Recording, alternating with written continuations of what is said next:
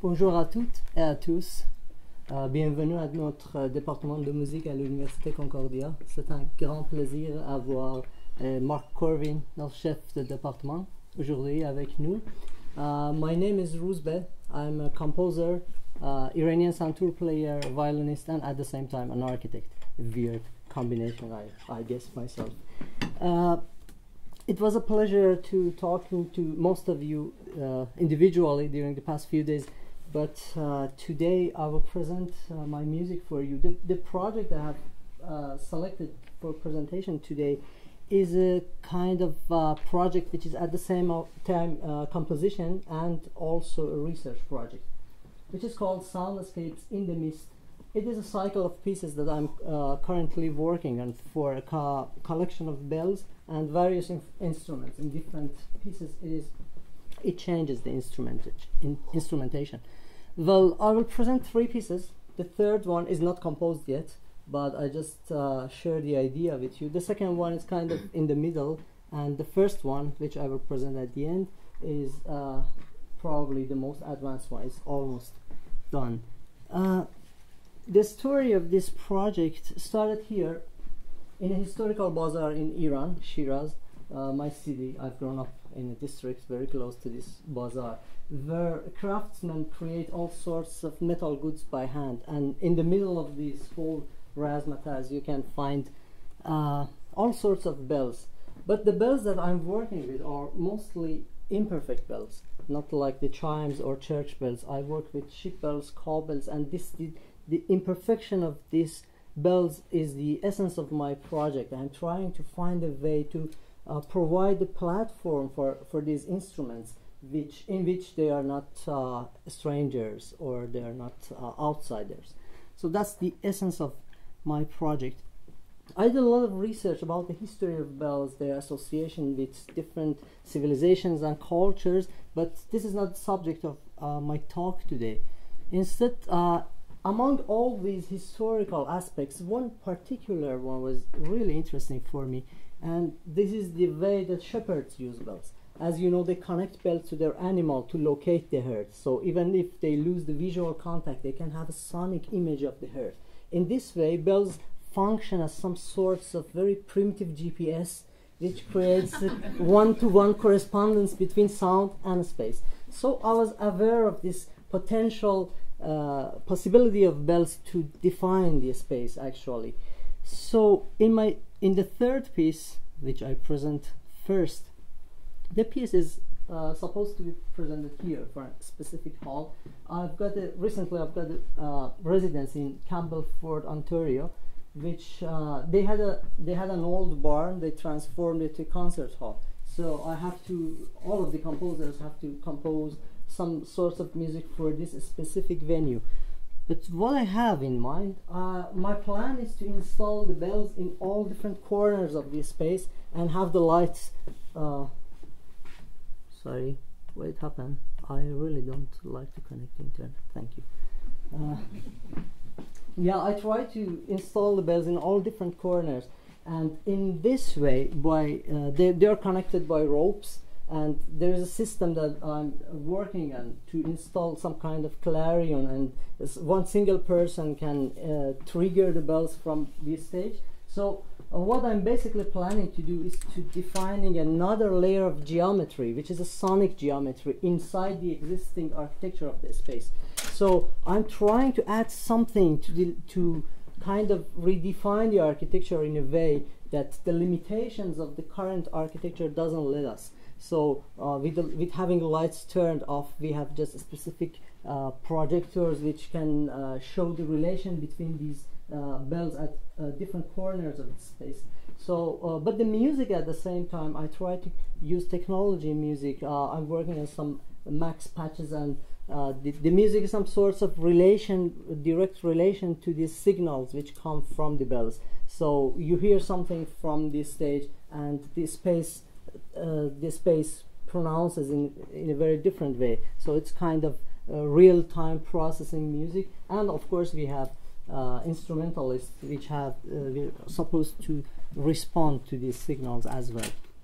But as I said, the piece is not complete, I have to go there and see the venue myself and see the performers and decide to do what to do actually. But yeah, for the trigger I use very old treatises and old books. I try to keep this part of project very low-tech intentionally, so it's kind of facing the low-tech aspects of this project, this piece, a specific piece, with the high-tech technology that we try to use in terms of music.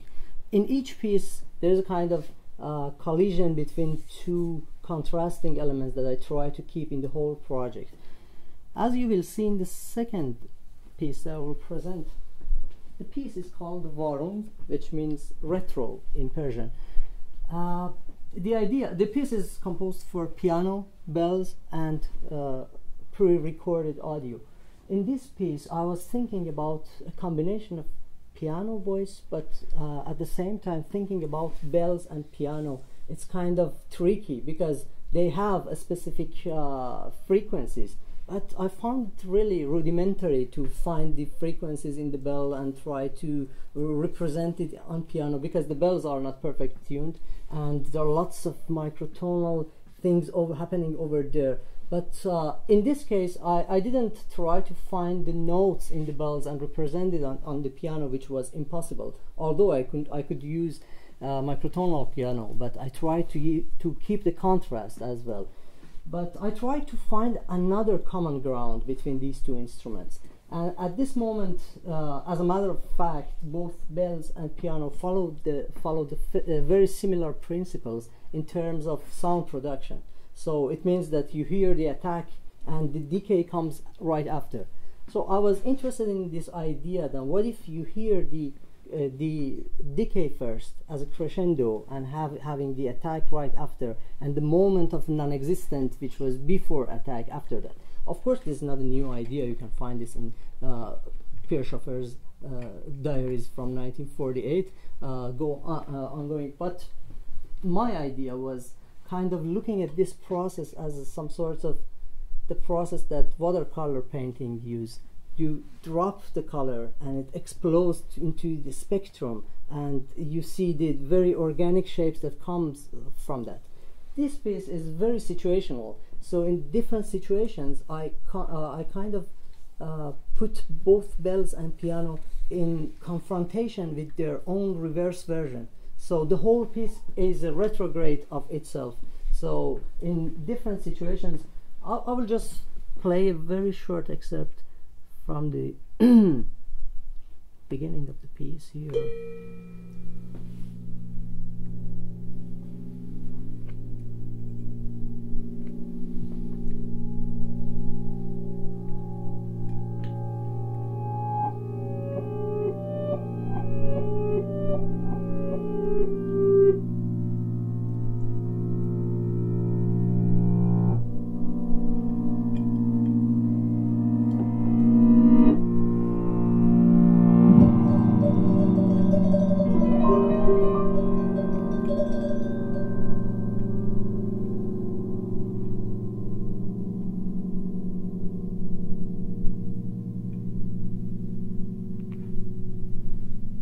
Now you will hear the exact retrograde of what you heard just now.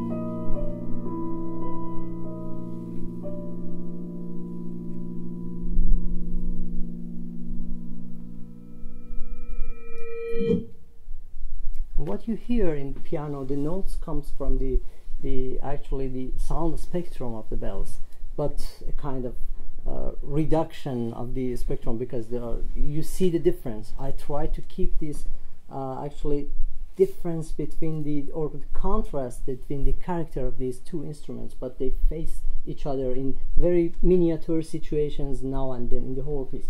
As I told you, this is in the middle of writing. This part was kind of written down, but I'm working on the whole piece. The idea is that the whole piece is a retrograde of itself at the same time.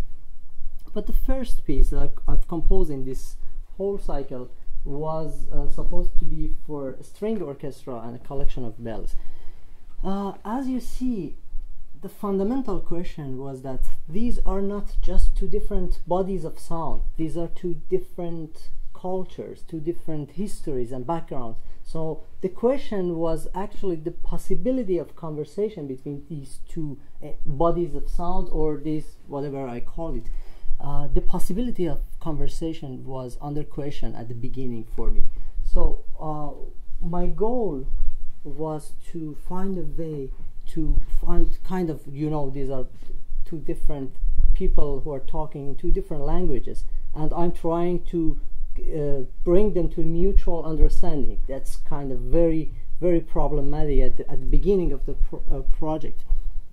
I was inspired by some ideas by soundscape composers like Armory Scheffer and other composers, and the idea of sonic territories, that they analyze the spectrum from the natural context like the rainforest, and they notice that each species, they communicate only within a specific range of frequencies. So I had this idea of having this the territories of bells and the territories of orchestra, and when they come together, something happens there or there, when I'm trying to keep them far away from each other. So I try to kind of make the conversation in this field or in this area.